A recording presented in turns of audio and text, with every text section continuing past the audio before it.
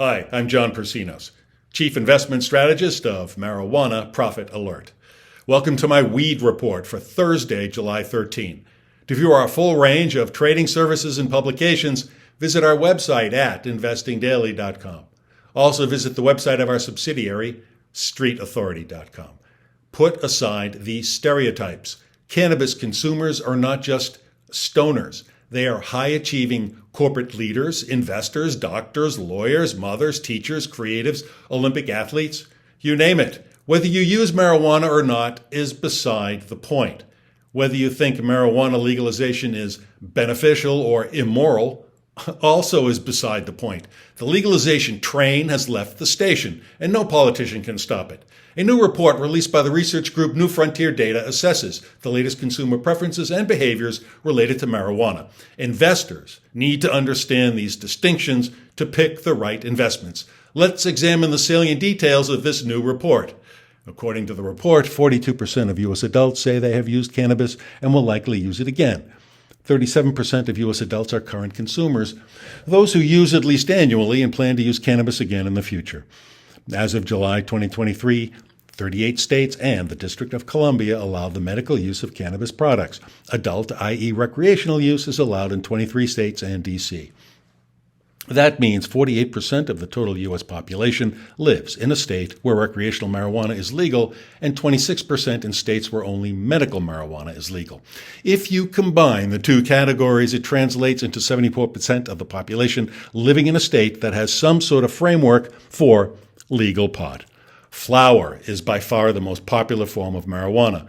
Flower refers to the smokable leafy part of a cannabis plant. Flower derives its popularity from its versatility and ease of use. It can be rolled into a joint or blunt. It can be smoked using a pipe or bong. It's even usable for cooking. Think brownies. For many marijuana consumers, flower confers greater pleasure because it's tactile and a convenient vehicle for social situations and sharing. Traditional marijuana consumption patterns that go all the way back to the counterculture of the 1960s have endured up to the present day in 2023. Legal cannabis sales in the U.S. totaled $30 billion in 2022 and are projected to surpass $35 billion in 2023. If the pace of state-level legalization continues in the absence of federal policy reform, legal cannabis sales are projected to reach $71 billion by 2030.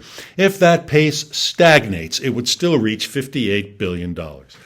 The biggest age group of cannabis consumers is ages 25 through 34. The percentages steadily get smaller after that age category.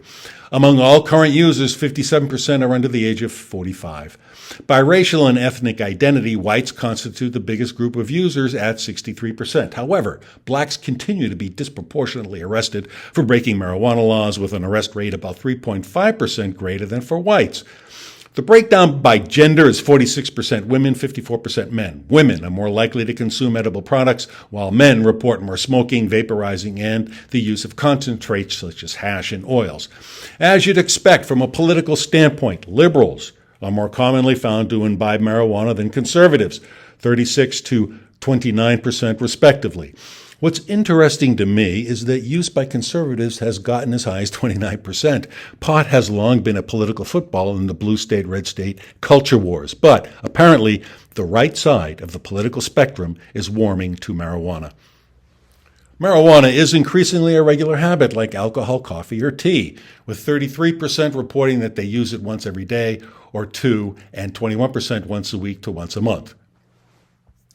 And in a statistic that bodes well for future marijuana growth, 37% report their use has increased from a year ago, and 13% say it has decreased. It's also worth noting that as the state-level legalization of marijuana proliferates, consumers are publicly and unabashedly including marijuana in their holiday celebrations. As cannabis and psychedelics enter the mainstream, some related equity investments are superb, but many others, well, they're not. You need to conduct due diligence. That's where my publication, Marijuana Profit Alert, comes in. By applying my proprietary screening methodologies, I pinpoint for subscribers the most attractive plays on the psychotropic revolution.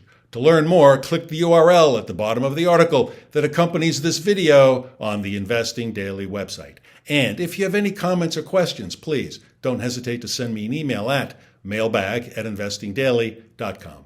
Thanks so much for watching.